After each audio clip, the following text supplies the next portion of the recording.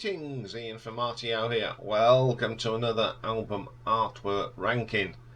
And today we're going to look at the album artwork of Scandinavian rock band Pretty Maids, a band that I only discovered less than 6 months ago when I was asked to rank their albums. Looking at their album covers, I thought, these are cool. Oh, there's a show to do. So here it is. 28 covers today from Pretty Maids. So here we go. Coming in at number 28, we go to their album from 1994, Scream. Yeah, I'm not very keen on that one. I don't like it's blurry. If you're going to have a Scream on it, make it more bold so we can see what it is, Scream. And Pretty Maids just stuck up in the corner. You don't really know who this is.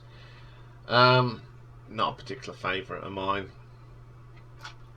Okay, coming in at number 27, we go to the debut album from 1984, Red Hot and Heavy.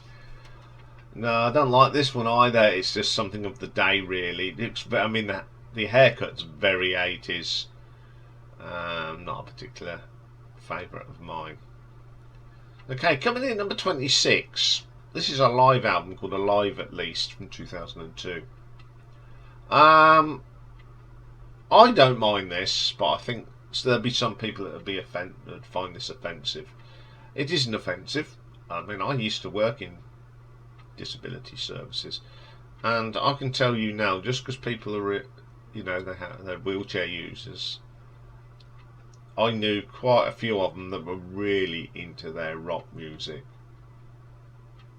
I've got one chap in mind. I mean, he was a huge AC/DC fan, and when you'd put it on for him in his bedroom, and you could see his little head giving it plenty. It was brilliant. I mean, he had some really unfortunate disabilities, but he still rocked. So that one's out for him, because he was a great rocker. I took him to see AC/DC, and he absolutely blew his brains out. He loved it. Fond memories. So coming in at number 25, then we've got the acoustic album from 1993 called Stripped. Yeah, poor dog. I hope it wasn't a real dog. But I love the tattoo, but yeah, it's not the best cover, really. It could be offensive to some people, but there you go. Okay, then, coming in at number 24, we have a greatest hits type thing called Massacres Classics Shape Edition from 1999. It's the Pretty Maids sort of symbol done in stone, black and white, but it's a little bit dull and boring. But I do like that symbol. It's pretty good. Coming in at number 23, then. I've got another greatest hits sort of compilation album from 1999. First Cuts, then some. Sorry. Yeah, I get the idea of it.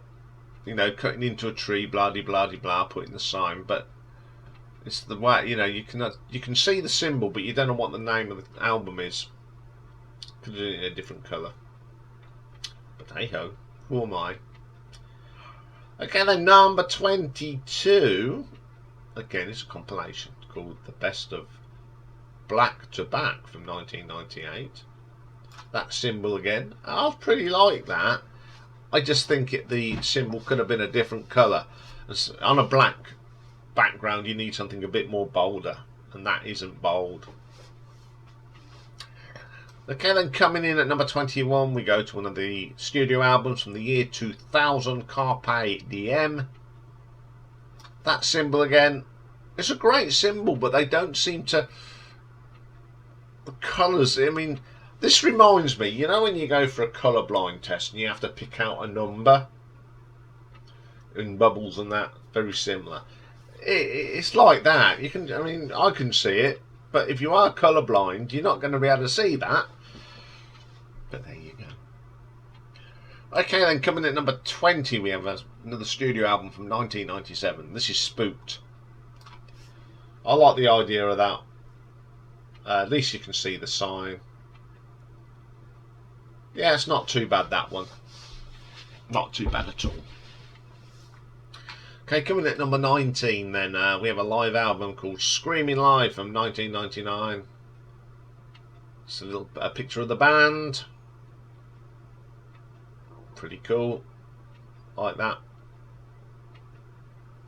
Okay, coming in at number 18, we have an EP from 1983 called Pretty Maids. Yeah. I don't know what that's all about, but it's pretty cool. I mean, I don't know, is the back one supposed to be Jesus and his disciples? I don't know, but I think that's a pretty good cover.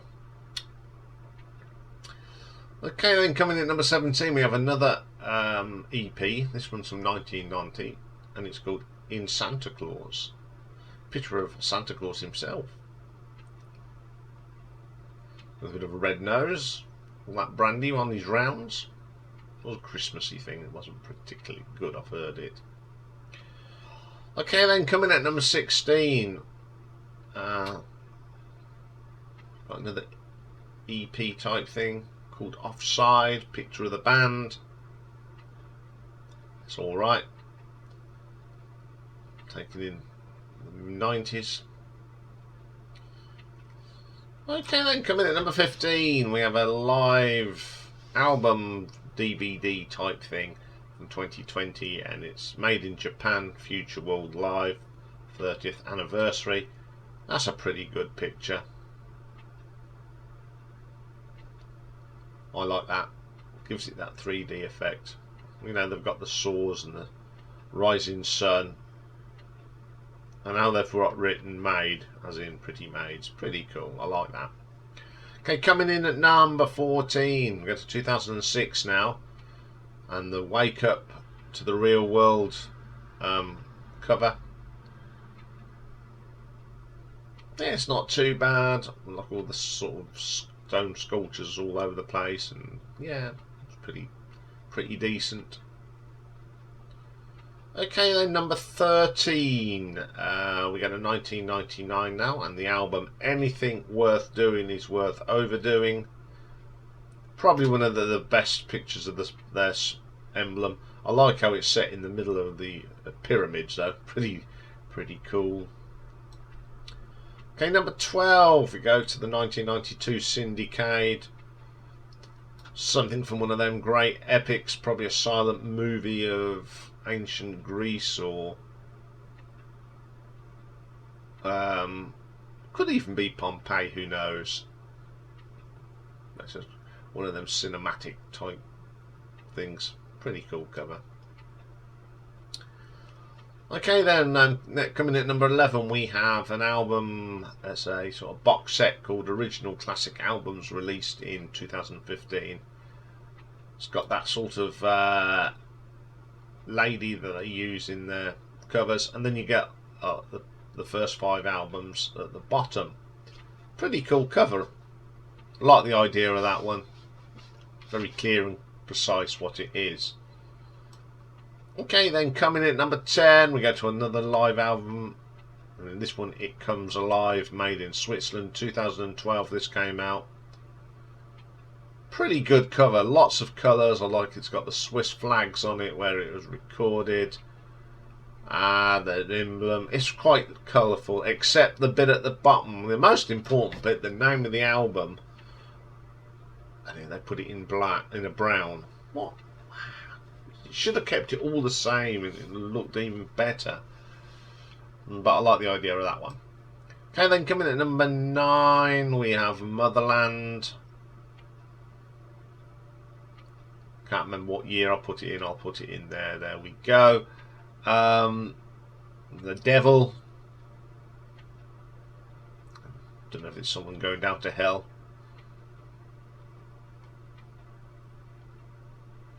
Being met by the devil himself. There we go. Coming in number 8, then we go to 2010 now for Pandemonium. Now I know it's a bit dark, but I like this because It's a sculpture of a horse made out of metal, and I love that. Then I remember I think it was in Marrakesh, in a hotel in the grounds. There was a horse made out of metal like that, and it was pretty impressive. Pretty good cover. Could have been a little bit lighter, I suppose, but by the magic of, as you see, by the magic of artwork, I've sort of made it a little bit more so you can see the horse. Okay then, coming in at number 7 we got a 2016 and Kingmaker. Now I don't know if that's supposed to be Lenin or not, because it looks like Lenin, but it's a pretty cool picture. Okay, coming in at number 6 we go to 2014 and the remake album Louder Than Ever. That's pretty cool. Huge sort of statue type thing on the thing, and all the little people running around the island. That's pretty cool. Like that one. Okay then, coming in at number 5 we got a 1990 now, and the Jump the Gun album. It's got that sort of lady that's in their thing. Very futuristic. Pretty cool colour. Lots of nice colours on that. Like that. I like bright coloured album covers. Okay then, coming at number 4 we got a 1987 now, Future World, lady friends on there, and I just like that picture. It is pretty cool. The only criticism that Future World needs to be a different colour. Okay then, coming in at number 3 we got their most recent album, Under Your Madness. I think that's pretty cool. Very Aussie like, isn't it? If you look quickly, it does look like Aussie.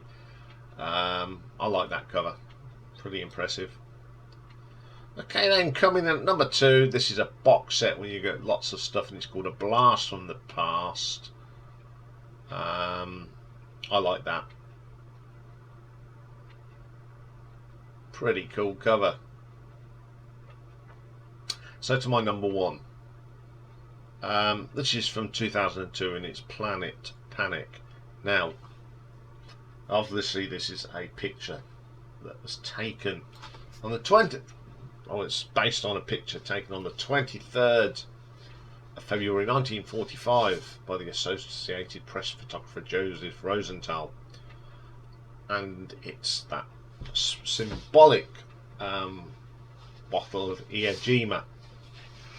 Well, they raised the US flag, but they've sort of doctored it and put up the Pretty Maids flag. But it's a great picture. It's a very iconic picture. Love the history behind this and the story about them guys. Clint Eastwood's film. Can't remember the title. It's brilliant because they're two great films. You've got, what I like about it, you've got the American side of things and the Japanese. They're really good films, and that is brilliant. That's when they put the flag up on Mount, is it Suribachi? My memories, I think that's when what the name of the mountain is on Iajima. I'm sure if I've got it wrong, someone will point it out, but that's why it's my number 1, because it's a very iconic picture, and I think they've given it justice. Okay, that's all for the shows this day, and we'll be back at 8 o'clock tonight, British summertime. So we calling it GMT. About a month to go before we go back into winter time. So 8 PM tonight. I'll be here. Dave will be on the text. Rocky will probably bark. Well, it wouldn't be Rocky without barking, wouldn't it? So I'll see you all for that. And don't forget, this weekend we have got us an extra show on Saturday.